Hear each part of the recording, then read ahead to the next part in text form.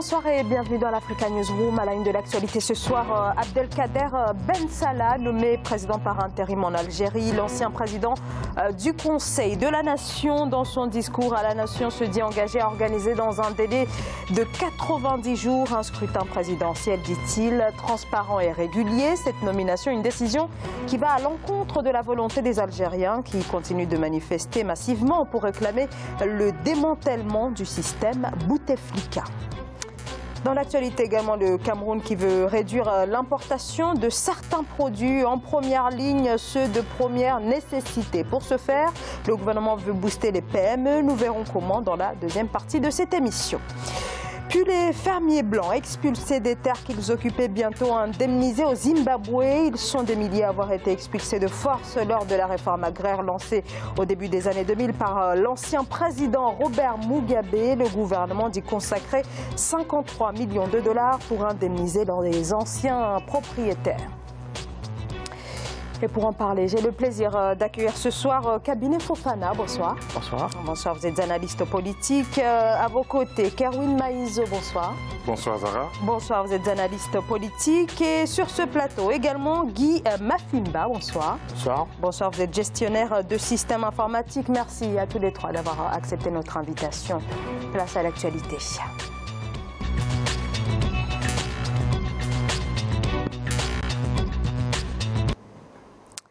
Une semaine après la démission du chef de l'État, Abdelaziz Bouteflika, le Parlement algérien était réuni ce mardi pour lancer le processus d'intérim. Abdelkader Ben Salah, jusqu'ici président du Conseil de la Nation, est à présent chargé d'assurer la transition. Il a été nommé président par intérim pour une durée de 3 mois, période au cours de laquelle une élection présidentielle doit être organisée. Solène Duplessis. La transition est officiellement en place en Algérie, une transition assurée par le président du Conseil de la Nation, Abdelkader Ben Salah. À la tête de l'institution depuis 2002, Abdelkader Ben Salah a été désigné président par intérim pour 90 jours par le Parlement algérien ce mardi 9 avril. En plus de son rôle de chef de l'État, il sera également chargé d'organiser de nouvelles élections avant la fin de son intérim.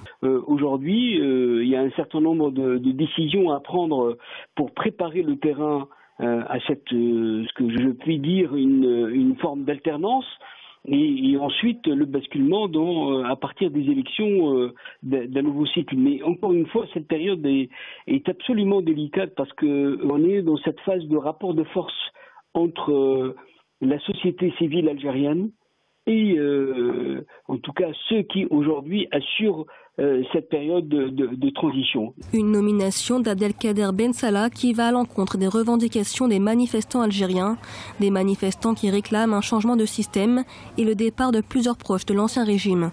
Un régime dont l'homme politique de 77 ans fait partie intégrante depuis plus de 20 ans. En réalité, c'est l'incarnation de cet homme, le produit du système. C'est véritablement un homme qui a été élevé dans le sérail, qui a les mêmes réflexes et un homme qui faisait partie de ceux qui sont le cœur même du système politique algérien. Depuis la démission de l'ancien président Abdelaziz Bouteflika le 2 avril dernier, les manifestations ne faiblissent pas. Lors de ce 7e mardi de mobilisation à Alger, les étudiants ont rejeté la nomination d'Abdelkader Ben Salah. Il fait en effet partie des membres du gouvernement dont les manifestants réclament la démission. Abdelkader Ben Salah qui va donc assurer la transition pendant 90 jours. Cabinet Fofana, alors une décision qui résulte d'une divergence, il faut bien le dire, entre l'armée qui souhaite que la transition se déroule dans un cadre constitutionnel et de l'autre côté les manifestants qui voulaient en sortir, puisque maintenant la décision a été entérinée. Alors la question est donc de savoir jusqu'où peut aller ce bras de fer entre les manifestants et l'armée.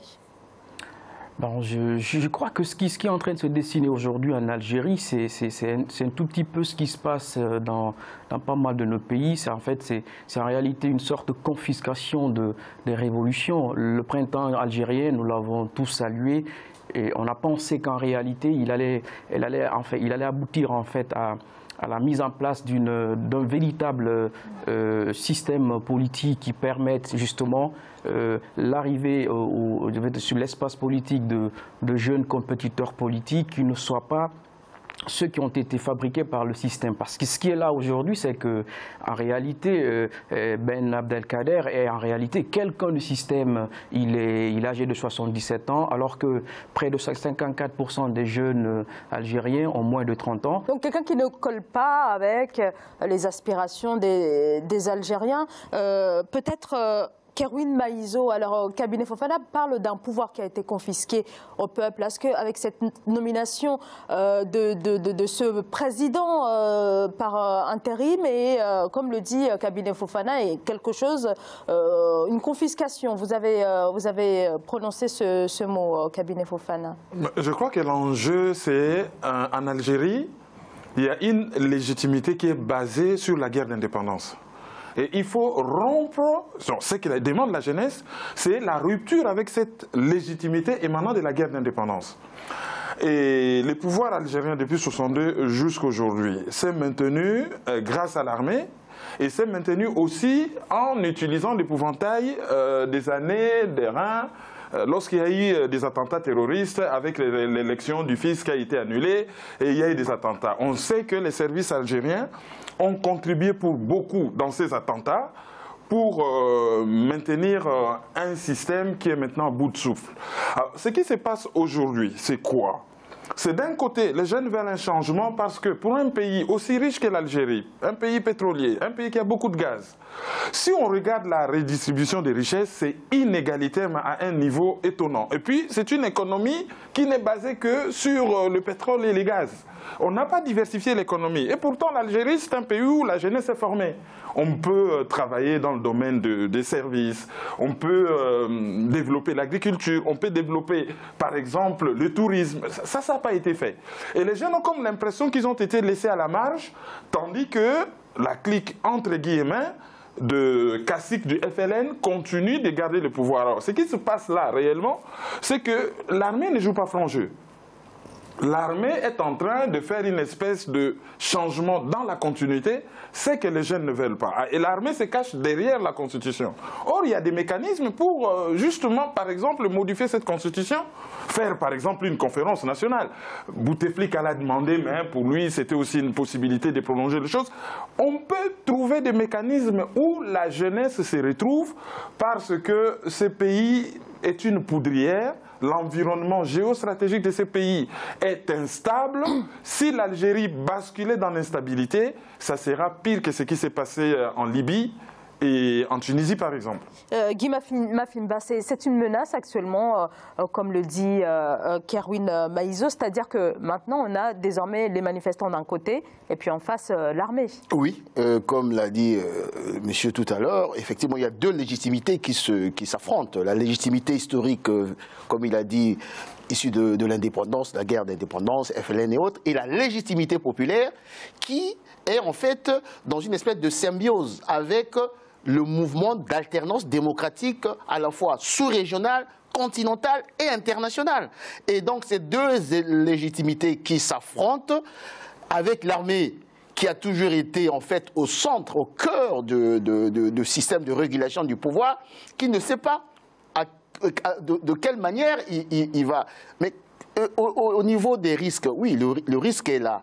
Maintenant, je pense qu'il faudrait faire confiance à cette population. Regardez, ils ont pris conscience du fait que s'ils avaient utilisé la violence, on devrait retorquer avec le syndrome des islamistes et autres. Qu'est-ce qu'ils ont fait? De manière pacifique, et il y a une singularité, il y a quelque chose de formidable.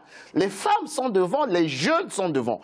Et lorsque un mouvement populaire, où il y a des femmes devant, des jeunes devant, il ne reste plus qu'à faire émerger un certain nombre de figures au niveau de la société civile pour imposer, comme on dirait, une transition. Maintenant, moi, ma crainte, ma préoccupation, c'est de se poser la question de savoir est-ce qu'ils auront la capacité de faire émerger une figure. C'est là où je pense, je suis un peu extrêmement perplexe, je vais dire. Cabinet Fofana, alors effectivement, la société civile n'a pas encore fait émerger une véritable figure qui peut négocier au cours de cette période de transition. C'est un problème. Mais vous savez, c'est quand même extrêmement compliqué pour un pays qui est quasiment militarisé, dont a été géré de façon continuelle par un système et par une clique. J'emprunte le terme à monsieur d'à côté. C'est difficile parce qu'en réalité, on a l'impression que les révolutionnaires n'étaient pas préparés en réalité à l'évidence que Bouteflika allait lâcher. Mais en fait, le véritable problème, c'est que les tenanciers du pouvoir ont utilisé pendant longtemps l'image du faiblard Bouteflika. Et aujourd'hui, ce qui se passe, que, comme l'a dit tout à l'heure notre ami, on utilise la Constitution. Mais en réalité, c'est que pour faire aboutir cette révolution, il faudrait déjà qu'il y ait une refonte. Je veux dire, au niveau même de la loi, parce qu'un président de la République aussi fort que celui algérien qui nomme les magistrats, qui nomme les sages au sein du Conseil constitutionnel et autres, c'est un président assez fort.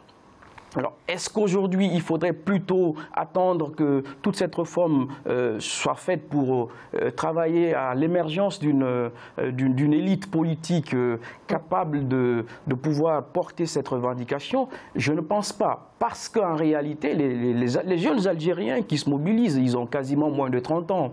La société civile, à un moment, n'était même pas sûre de pouvoir porter en réalité cette revendication. Aujourd'hui, en Algérie, il y a une espèce de société civile qui se réduit à ces jeunes qui savent aller sur Internet, qui savent qu'une jeune afro-française est porte-parole d'un gouvernement comme celui de la France, qui savent qu'il y a possibilité d'émerger, il y a possibilité de faire valoir ce qu'on a comme expertise, ce qu'on a comme valeur. Ces gens, ils n'étaient pas préparés. Et donc aujourd'hui, je pense qu'il appartient à l'opposition politique de s'organiser et de pouvoir faire aboutir cette révolution qui, à mon sens, pour le moment, n'est pas en réalité une révolution acquise parce qu'il s'agit en fait d'un ancien tenancier qui est arrivé aux affaires. Kerwin Maïzo, alors aboutir à cette révolution, la faire aboutir, ça voudrait dire que parvenir à une refonte des institutions pouvant permettre d'organiser des élections libres et transparentes dans un délai de 90 jours. On imagine que les manifestants vont continuer à maintenir la pression d'ici là. C'est peut-être la seule marge de manœuvre des manifestants, des Algériens actuellement ? Normalement, parce qu'ils sont quand même traumatisés par ce qui s'est passé il y a quelques années. L'exemple libyen est aussi traumatisant. Ils ont des ressources. Sur le plan compétence, il n'y a pas de problème. Ils ont des ressources. Donc, ils peuvent trouver une figure, je vais dire, une figure forte de la société civile qui peut prendre les devants. Parce que pour le moment, c'est comme s'ils ont été pris des coups et que même leur mouvement, la réussite de leur mouvement, c'est comme s'ils sont surpris eux-mêmes. Ils peuvent s'organiser en informel, trouver quelqu'un et établir des ponts avec l'armée qui lâche du lest. De temps en temps, ils arrêtent quelques personnes dans l'entourage. Mais ça, c'est la guerre des clans, dans l'entourage de Bouteflika. C'est pas sincère. Ils peuvent trouver des ponts avec l'armée pour récupérer le pouvoir et apprendre à l'armée algérienne à rester dans les casernes, à lutter contre le terrorisme, à lutter contre l'ennemi extérieur, et à lâcher le pouvoir. Parce que c'est une armée des affairistes. Et cette affaire n'a pas abouti en Égypte. Une armée des affairistes qui touche des milliards de dollars des États-Unis sans rien faire, ça n'a pas abouti en Égypte. Donc je ne vois pas... Alors une armée qui reste le cœur même du pouvoir en Algérie, Guy Mafimba. C'est ce qu'il faut défaire. Autant l'armée reste au cœur du pouvoir, mais autant l'armée est fragilisée. Parce que la légitimité historique de ces généraux 4 étoiles, 5 étoiles, aujourd'hui, a perdu de sa splendeur, de sa vigueur. Néanmoins, dans le rapport de force... Le général Zeroual a été cité. Alors néanwoins, dans le rapport de force, on voit bien que l'armée est quand même en pole position. Non, non, je pense qu'ils sont en train de lâcher de l'Est. Mais ils ne savent pas exactement comment ça va s'aboutir. Ça va se terminer. Par contre, je voudrais apporter 2 éléments, je pense. Et c'est ça la difficulté aussi pour nos pays africains, le Maghreb, je veux dire. Vous voyez bien que l'Algérie, c'était le pays phare des pays non alignés. Ouais. On voit bien que toutes les grandes puissances, aucune puissance ne veut émettre ne serait-ce qu'un avis. Parce qu'ils ont gagné leur indépendance par les armes et le sang. Ils sont fiers de cela. Donc il y a un problème à ce niveau. Et l'Union africaine, qui aurait pu jouer le rôle, aujourd'hui, ont un silence assourdissant, comme ça se passe au Soudan. Comme ça se passe au Soudan. Donc, les Algériens se retrouvent seuls face à une situation. Je pense qu'il y a 2 cas de figure qui peuvent se présenter. Le premier cas de figure, ça sera à l'égyptienne. Moi, je pense plutôt à ce cas de figure où on va voir un officier, un jeune officier, qui peut sortir avec une espèce de mouvement populaire pour dire on met tout le monde d'accord, on crée une transition. Ou encore, ça sera l'émergence dans ces mouvements populaires d'une femme, d'un jeune. Mais le risque, c'est que l'armée et le système est tellement enraciné. Le risque, c'est le cas Boudiaf. Je ne sais pas si vous vous souvenez du cas Boudiaf. Mohamed Boudiaf, quand il arrive, c'était pour mettre un terme au système lui-même. Issu de ce système FLN, il a voulu mettre un terme. Il s'est fait assassiner. Il s'est fait assassiner. Donc, c'est très complexe. Il n'y a pas une entité tierce qui se dégage pour dire, bon, écoutez, on se calme, voilà un peu la voie à suivre. Il n'y a pas une espèce d'émergence au niveau de la société civile et autres. L'Union africaine est complètement... Alors, il faut croire au génie créateur des Algériens. Cabinet Fofana, l'armée est en position de prendre part aux prochaines élections? Absolument, j'en suis certain que l'armée ne se fera pas compter ces consultations parce qu'il faut quand même reconnaître que dans ces pays, je veux dire au Maghreb, l'armée est à la fois une entité militaire, mais encore une entité assez politique qui est en réalité la pierre angulaire même de l'activité politique. Je ne pense pas que l'armée va en fait reculer. Elle va sûrement, comme l'a dit tout à l'heure notre ami, que possiblement qu'un officier émerge et qu'il essaie de porter le lead de tout ça. Mais ce qui est par contre intéressant, c'est en fait la bataille de l'opinion. La bataille de l'opinion aujourd'hui, elle est gagnée par ces jeunes. Ces jeunes se disent non, nous sommes en retrait, on n'a pas confiance ni à la classe politique qui peut être composée quasiment de l'opposition politique, mais aussi de l'armée. Donc à un moment, ces jeunes vont constituer une sorte d'arbitre. Ce sont eux qui vont dire non, nous ne sommes pas d'accord, parce qu'en réalité, la révolution qui est là, ce n'est pas l'opposition politique, encore moins cette société civile classique traditionnelle. Ce sont des jeunes qui à coup de réseaux sociaux, ont réussi à faire basculer ce qui est en train de se passer, ce qu'on pourrait aujourd'hui appeler par révolution. Mais je suis sûr et certain qu'il faut continuer, parce que l'armée, il faut complètement casser ce système. Donc vous dites qu'effectivement, l'armée est en position de force, mais la rue peut encore exercer une certaine pression, encore quelques éléments pour pouvoir mettre fin au système Bouteflika. On va marquer une très courte pause et on reviendra. Je pense que M. Guy Mafimba voulait intervenir à ce propos. Je vous donne la parole juste après cette courte pause. À tout de suite.